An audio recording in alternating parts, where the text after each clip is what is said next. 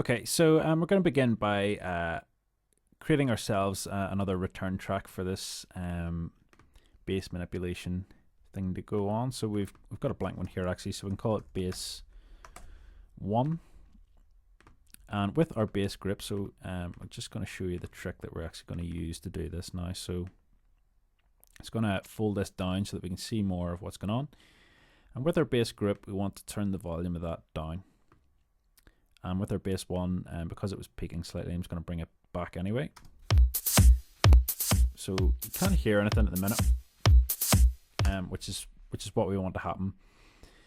So what we're going to do is with our return, we're going to send this to B, which is our bass 1. And we need to change our B from post mixer to pre mixer so that it listens to the send before the volume setting that you've got on the track that's sending it, if that makes sense. So with that on post, it'll listen to how much it will let this affect the send amount as well as the actual send amount, if you know what I mean. So if this is at -10 and this is at 0, it's actually sending -10 to the send track.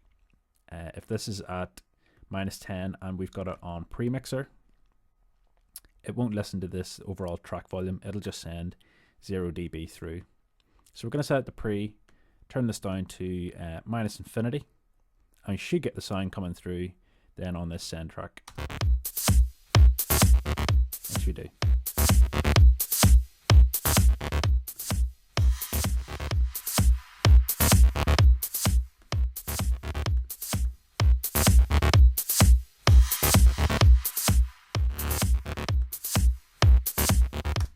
Going to add in a couple extra notes further up the keyboard here, just to add a different, just so there are different couple notes there really.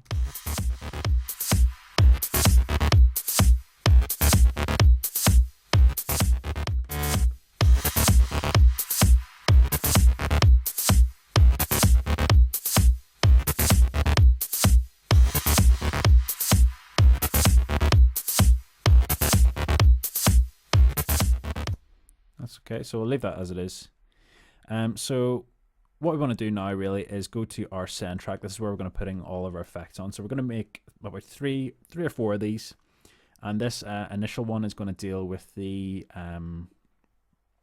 low end of it, well, some of the low end anyway. So I'm going to drop in an auto filter to begin with, and I'm going to bring it back slightly in the mix and just have a listen to it. Back a bit more. And I'm going to add a bit of Q to this as well, so we get that sort of resonance sound.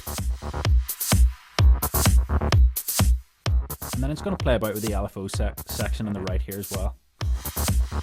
And I'll set it to snap to a rate.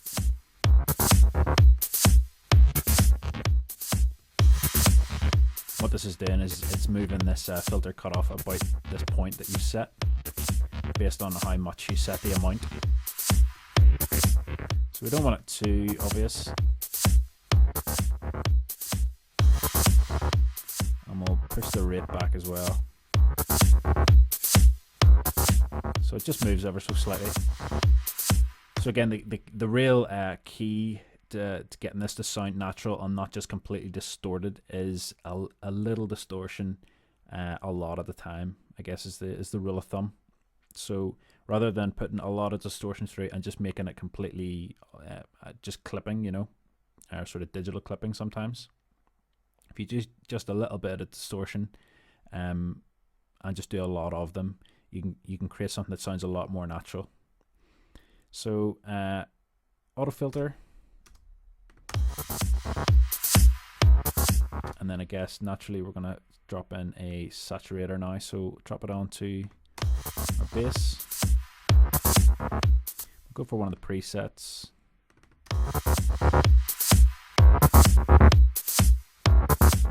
Bring the drive back a bit.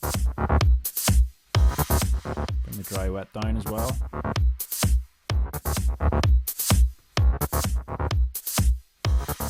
for coloring the sound. We can play about with these controls.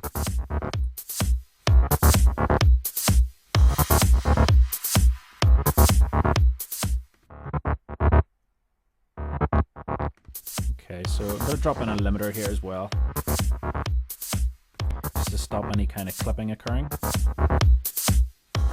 Just bring the volume up as well, and sort of flatten the sort of peaks.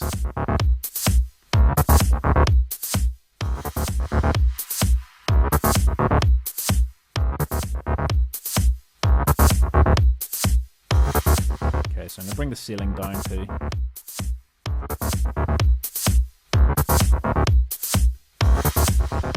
So that we're not sort of setting it to sort of sit around the sort of 0 dB mark. We'll have it sitting a bit lower at about -4. And then we'll just grab another distortion plugin. We'll go for erosion.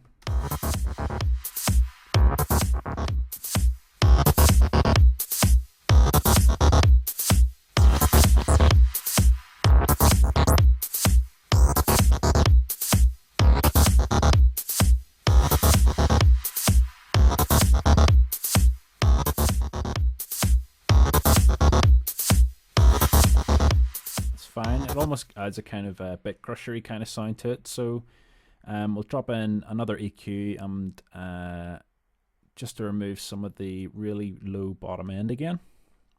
An auto filter sound and EQ, but doing the same trick.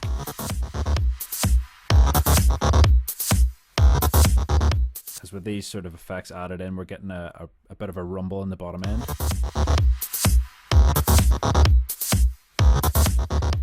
Okay, and then we'll drop in another compressor and we'll do a sidechain compressor on this. Drums and our kick drum.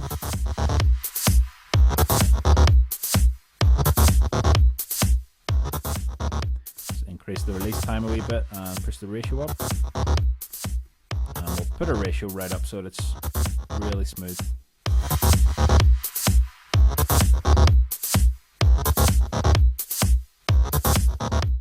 Okay, and then we'll drop in finally one more. Just our utility control. We'll bring the width down a bit just to try and center that in the mix a bit better.